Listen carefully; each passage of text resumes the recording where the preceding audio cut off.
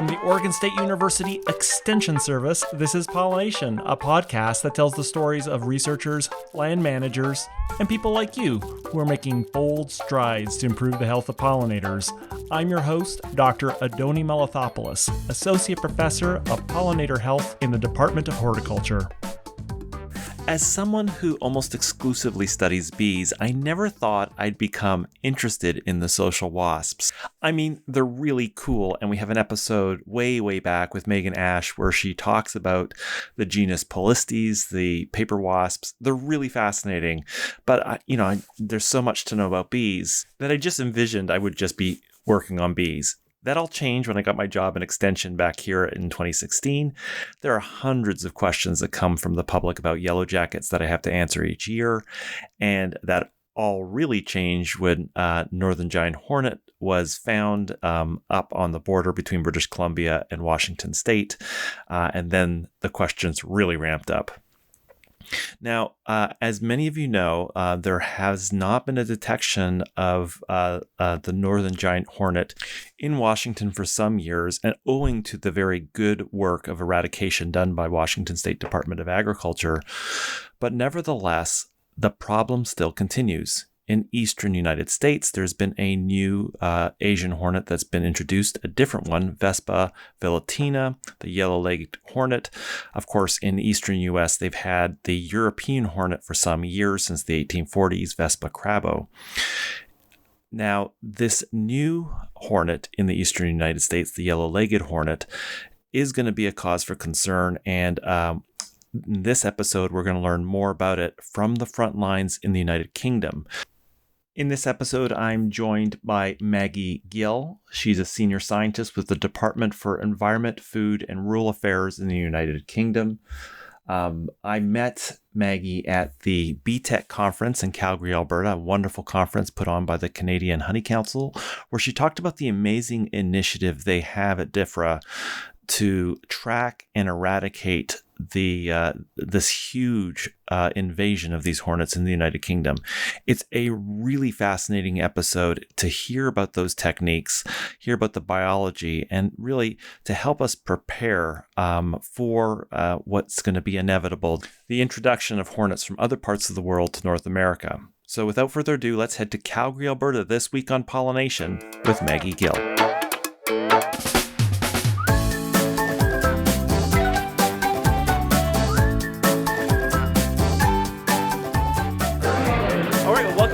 Hi there. We are here in Calgary, Alberta. We're here at the BTEC conference, Canadian Honey Council, and many of our listeners are aware. In the Pacific Northwest, we've had Northern Giant Hornet findings, but many may not be aware that in Europe they've been also dealing with hornet invasions. Tell us a little bit about Vespa velutina. Thank you.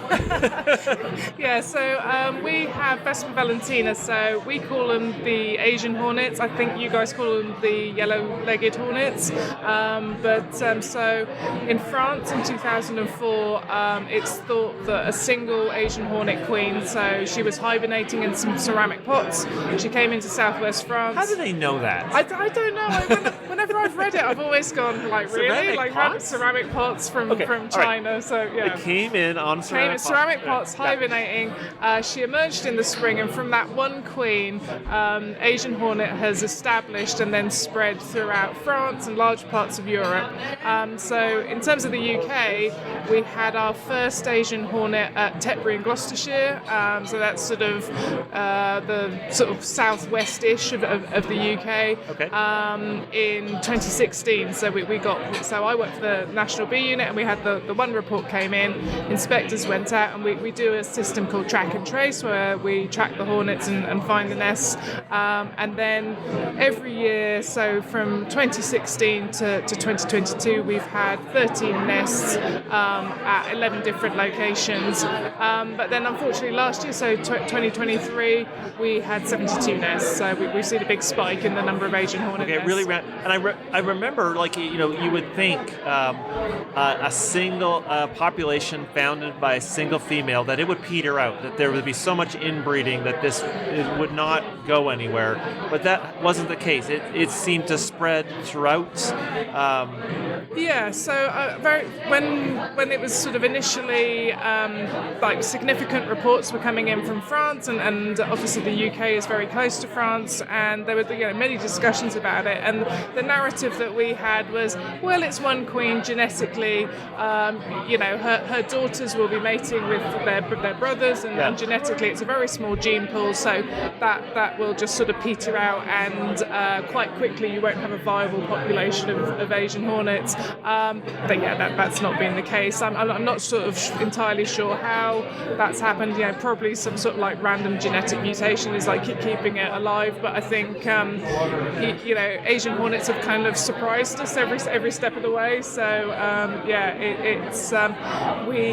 we've got them in areas of the UK where we didn't think they'd be able to sort of become established. So up in the north of the country now, with quite large nests. So How certain are we that they've come across the channel on their own steam? Is it movement by people? Do we have any sense of it? So there's a lot of speculation about how they come over.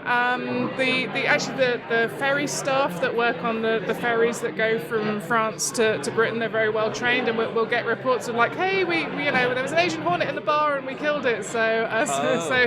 They will hitch a lift on ferries. We've had them in cars, so cars that have been imported, like brand new cars, and just sort of like hibernating in car parts. And then we've had quite a few where people have come back off holiday, and perhaps they've been camping or they've got caravans or something like that. We generally try to trace it back to something. We've had a couple of cauliflower hornets, so overwintering queens that have hibernated in cauliflowers in France. They're called the cauliflower hornets. and then people like literally people will be making their Sunday roast and cutting up these cauliflowers, and a hornet will pop out. So we've had a couple of those. So they're known as the cauliflower hornets. So. Multiple routes of entry, and I was very impressed hearing about the UK's response, because it seems as though I'm sure this is a British phrase, but a whack-a-mole problem. Where it seems to, but they're coming up with a coordinated national response, and led by the inspectors who are charged with the beekeeping industry. So National Bee Unit plays a big part, but we also have Centre for Ecology and Hydrology and the Non-Native Species Secretariat. So it's really a sort of like a multi-department response to it. And in terms of public engagement is the most important thing. It's members of the public that spot these hornets, and we have the Asian Hornet Watch app. So it's a free app that members of the public can download, and you can report Asian hornet sightings through there. There's lots of species information in there. We also have various websites. The Welsh Beekeepers Association, the British Beekeepers Association, they've put a lot of input into raising awareness on how to trap them, how to identify them, because we rely on members of the public to do that. So and then once we get the reports in, I think last year we had 20,000 or so reports, and of those... Wow, did you say 20,000? 20,000. 20,000 people. I think it was 20,173 if memory serves. Oh my goodness. And and they're all triaged, so that can be a photograph that comes in to just a description of, I think I've got Asian hornets in my loft. They're all triaged by staff, and so from those 20,000 reports, I think 151 were actual Asian hornets that we then responded to. And every kind of credible report that we get, we do find a nest and go and destroy it and remove it. So it's really, I think the app is great, and the initiative is the rollout, because I guess being on this end on the west coast of the U.S. and getting northern giant hornet reports, oftentimes they're not very descriptive, and I think the app allows you to get a picture. Like, I think for most people, just having some, and maybe it's the members of the public, it's not clear what they need to do, but I guess when you're on the receiving end of 20,300 or whatever, being able to have, I saw something with, tell us what a good description description would be like? Some are very descriptive, and an Asian hornet is quite identifiable. So they have yellow legs, they have a yellow face, their body is very dark, and they'll have this one yellow band on their abdomen. So they are a very distinctive hornet, and some people are very good at describing that. But we will have reports of, I've got 3 hornets in a trap, and when that's triaged, a member of staff will try to either email or phone back the person who's made the report. And so, for example, that 3 hornets in a trap report was actually Asian hornets. So that person that reported them, they were contacted and asked to sort of go and see if there were still hornets there. And it is a laborious process of checking those reports. But even the worst description of an Asian hornet can be an Asian hornet. So it is important to do that follow-up because that was a nest that we then went and tracked and traced and found and removed. So that was the thing I was really impressed with, is when a hornet was identified, just the kind of very regimented system of action. So can you describe to us, so you find out that it is credible, what happens next? Yeah, so the report comes in, somebody will confirm it, and we have, we call it the track and trace app. So, and we have work iPhones, so it's an app that we have on our iPhones. A track and trace app. Track and trace app. So it's that? So it's ArcGIS, which is like a computer, like a landscape modeling software. Yeah. It's really good because it's a real-time app. As we add data in, all of the other inspectors can kind of see, what we've put in. So when the report comes into the office, that will go on, and you can see it on the map. Generally, we'll send between sort of 2 and 6 bee inspectors out to triage that and to start the track and trace. We'll set up traps and bait stations. Generally, the hornets will come quite quickly and start feeding at the bait stations. You need good weather. I mean, if it's raining and really windy, then which it never happens in the UK. No, it's always beautiful. But generally, you'll get hornets feeding quite quickly, and they'll feed on the bait stations. We will mark them different colours, so we'll put different. So it's a bait station where they come and they're feeding, and so then you can mark them. Yeah, so we'll put little, so queen marker pen. We'll put a little dot of different colours on them, and then we'll start. So, and they're very good. So once they've had a good feed, we feed a. Wait, let me get this straight.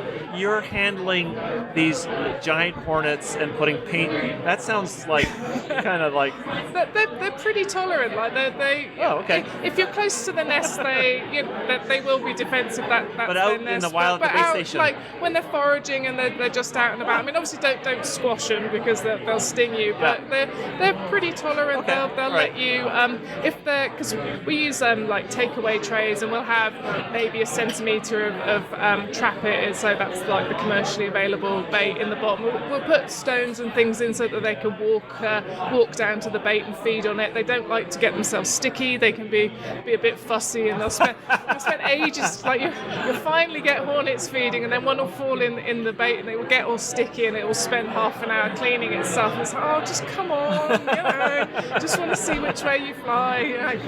Okay, so you put the mark on them, and then you watch where they go. Yeah, so it's literally, and they're very good. So once they've fed and they're full of food, they will fly straight back to the nest. So you get a very clear, we call it a bee line, but it's a hornet line back to the nest. It's a bit of a sort of general rule of thumb, but for every minute of, so they'll feed, they'll go to the nest, they'll unload that feed, and then they'll come straight back. Oh, so you know. Yeah. So like the time. Yeah. So for every minute of return flight, the nest is approximately 100 meters away. So you've got this app, and what do? You just like point it in the direction of where it goes? You literally sort of point the phone in the direction they flew, and then you, it gets you a vector time on them. And it's like it was 2 minutes, so it's 200 meters away, and you put that information into the app, and it will draw a line, in the direction that they went. And once you've got 2 or 3 good lines, other inspectors will be at the other end of those lines because you have a rough idea where they are, and they'll do the same sort of coming back. And it's triangulation, and we can find a nest sort of like 24, 48 hours. We've got really good at finding that. So you trace that line back, and it's like you look around, it's like, oh, there it is. Yeah, maybe it's high up in a tree or something. Oh yeah, just do that, and then it's just standing there, and so they have primary nests low down, and that can be an undergrowth, or they'll be sort of at the top of tall tree. So it is literally just stand around and you'll spot them and go, oh, right, there they are. They're flying into that tree. And you find it. Let's say you find it. Sorry. In the UK, do you use feet or meters? Meters. Well, a bit of both. Yeah. Okay, it's kind of like Canada. Yeah. Okay. So you find it 10 feet up in the air. What do you do then? So they'll either be really low down or really high up. They don't tend to have that kind of middle ground. So we wait until it's getting dark. So that's when most of the hornets will return to the nest for the night. We inject it with an insecticide to kill the nest, and then generally the following morning the nest. How do you do that? That sounds. So we have air lances, which sound a lot. Air lances. Air lances, yeah. Really? So it's like it sounds so medieval. It's like a can of compressed air, and you have like a bicycle pump, and you pump it up to a certain pressure, and then so the insecticide is a powder, and you fill a little container on that. Oh, so you like poke the nest? Yeah. So and if they're 20-25 meters up a tree, we have extendable poles, and you wobble around with this sort of extendable pole, and you've got somebody else going left a bit, no, left a bit more, right a bit, get it, stab it. So and then the pressure from the air that you pumped up will inject the pesticide into the nest. So one thing I was fascinated in your talk is that all of this material comes back to the lab. So you bring all the nests and tell us why you do that. So every nest is dissected. So we want to find out the sexual maturity of the nest. So have they produced drones? Have they produced new queens? We also do DNA testing to test relatedness. So are two nests that are close to each other, are they sister nests? Are they related to nests that we perhaps had in previous years? Oh, because I guess I can tell you if it's like an established population or if it's sort of something that's come in, newly from France. So on those cars, on the cars and the ferries. Yeah. Okay, but the alternative is it's established and it's like starting to spread inside. Yeah. So and so like I said, we had 72 nests last year. We also collect any lone hornets we come across. So they're collected and the lab will. So they'll dry them out. They'll weigh them. They'll check if they're a drone or if they're a queen. They'll do DNA analysis. So that's still ongoing. Okay. But yeah, I think so. Really, the question we need to answer is this an established population that is now sort of established in the southeast of England, or are these new hornets that are coming over? We're still waiting for some of the results from that to kind of be definitive in answering that one. Amazing program. I guess the question that this hornet has been found in the U.S., right? Yeah, Georgia in 2023. So I believe that was the first time. So this is something that we us in the U.S. will be. I guess we're in Canada right now, but in the U.S. will be facing. Why is this a beekeeping problem? So we should probably lead with that. Yeah. So when the hornets sort of first arrived in France, it was French beekeepers that noticed them and noticed there was a problem and started reporting that there were issues. So the hornets will hawk outside the front of hives and they pick off the foragers. Hawk? So they'll fly and they'll face outwards, and they've got a very distinctive yellow face, and you'll see them sort of hawking outside the front of hives, and as the foraging bees return to the hives, they'll pick them off because they're full of nectar. So not only do they get the protein of their bodies, but they've got the nectar in them, and you'll see that the foraging bees in the hive, they're very reluctant to go out and actually forage, so they'll all cluster on the entrance block, and you'll have sort of a beard of bees that won't go out and forage. The colony slowly starves because you've got no food coming in. Yeah, and then the hornets will go in and eat the brood and eat the bees and eat the honey stores. So it depends on the region of France, but they've reported losses of between 30 and 80% of colonies. Oh my goodness. Yeah, so pretty significant. But so it's not only that though. So a honeybee is quite a hard thing for a hornet to catch. Like it flies and it can sting. They will predate on any insect, so whether it's aphids or caterpillars or beetles, they need so much protein to kind of feed and support their nest that it's that detrimental effect that it has on the whole ecosystem, because they're eating insects that birds birds and other small mammals rely on. So while it's the National Bee Unit that predominantly deals with the sort of tracking and tracing of the nests, it's a whole wider issue in terms of like the ecology of the area and that. So, well, I'm really heartened to hear about the programs that you've developed in the UK. I think we have a lot to learn from them, and thanks so much for. I'm so glad you were able to come to Canada for this meeting. It's been great. I've really enjoyed it. Yeah. And it's been great to learn from you. Thank you so much. Oh, thank you. Thanks for having me. Thank you so much for listening. Show notes with links from each episode are available at the website pollinationpodcast.oregonstate.edu. I also love hearing from you, and there's a form at the website where you can pop in and say hello and give me feedback. If you want to support the show, remember to leave a rating on iTunes, Spotify, or whatever podcast mothership you use. And finally, if you have the means and you want to help support my lab's effort to document bee biodiversity in Oregon, visit OregonBeeAtlas.org and follow down to the donate button where you can make a tax-deductible donation to the Jerry and Judith Paul Native Pollinator Endowment. Every little bit helps. See you next episode.